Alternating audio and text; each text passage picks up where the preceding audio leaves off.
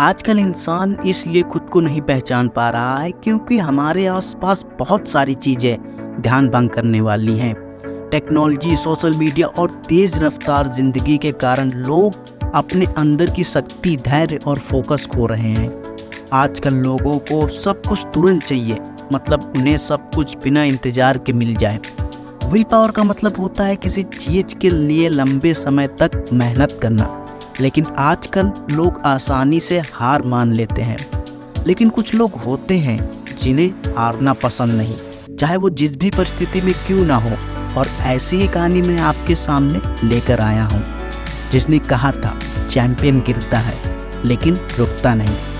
ये कहानी शुरू होती है जंग के मैदान से और जो पहुँचती है ओलंपिक गोल्ड मेडल तक। मुरलीकांत पेटकर भारतीय सेना के एक जवान जिन्होंने अपनी मजबूत विल पावर के जरिए पैरा ओलंपिक में गोल्ड मेडल जीता।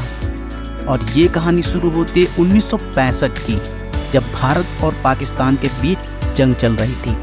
उस जंग में गोलियां लगने से पूरी तरह जख्मी हुआ एक जवान कोमा में चला गया। जब होश आया तो पाया कि वो हमेशा के लिए पैरालाइज्ड हो गया है। ठीक 7 साल बाद 1972 में वो जवान भारत के लिए पैरा ओलंपिक में उतरता है। वह निजी स्पर्धा में पहली बार भारत के लिए पैरा ओलंपिक में गोल्ड मेडल जीतकर इतिहास रच देता है और वर्ल्ड चैंपियन बनता है। भारत के लिए इतिहास रचने वाले इन्हीं मुरलीकांत पेटकर की जिंदगी से प्रेरित है निर्देशक कबीर खान और अभिनेता कार्तिक आर्यन की फिल्म चंदू चैंपियन, जो हाल ही में पर्दे पे आई है।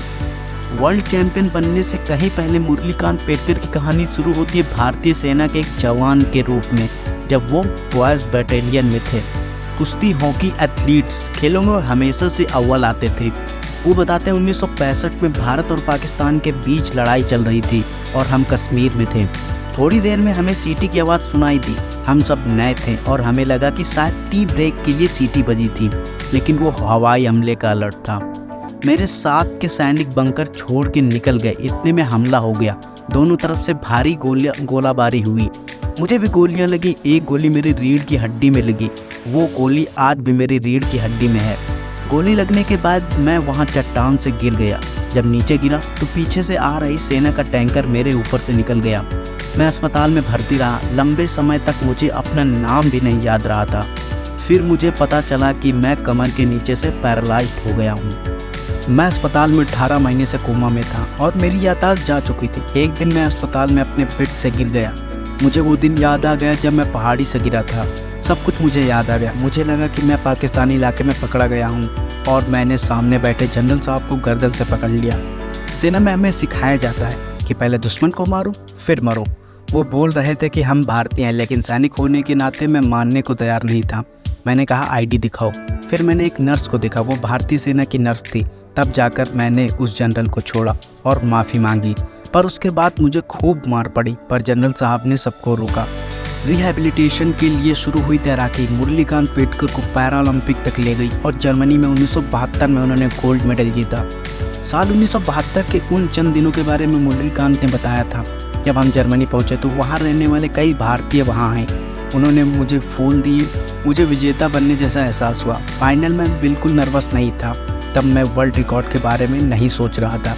मुझे बाद में पता चला कि गोल्ड के साथ साथ मैंने वर्ल्ड रिकॉर्ड भी बनाया है। वहाँ बहुत सारे सिख भाई थे जिन्होंने खूब तालियां बजाई जब भारतीय तिरंगा देखा। तो उस दिन तो मुझे झंडे को छूमा था। मुरलीकांत पेटकर की कहानी युद्ध के मैदान से शुरू होती है और पैरा ओलंपिक के खेल के मैदान पर आकर मुकाम पे पहुंचती है। पैरा ओलंपिक खेलों की बात करें तो इसका सीधा नाता जंग से ही है। दूसरे विश्व युद्ध के बाद बहुत सारे सैनिक जख्मी हुए थे और कई सैनिक विकलांग भी हो गए थे। उनके रिहैबिलिटेशन के लिए ही खेलों का आयोजन शुरू किया गया था, जिसने धीरे धीरे कॉम्पिटिटिव खेलों का रूप ले लिया। 1948 में जब लंदन में ओलंपिक खेल हुए तो स्टॉक मेडिविक अस्पताल से जुड़े लुडविग गेटमैन ने व्हीलचेयर खिलाड़ियों के लिए प्रतियोगिता का आयोजन किया।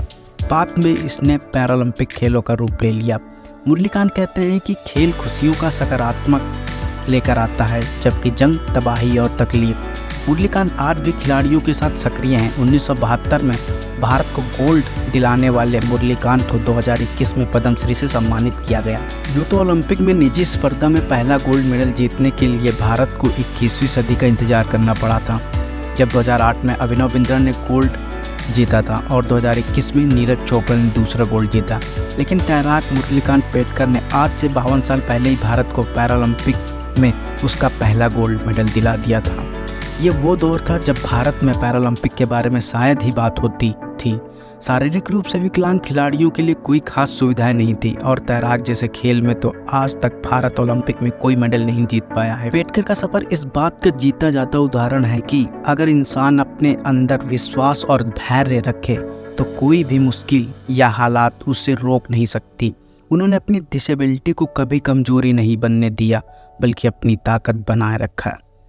और इसी कहानी के साथ अगर आपको ये कहानी पसंद आती है तो वीडियो को लाइक शेयर और सब्सक्राइब करना ना भूलें। जय हिंद।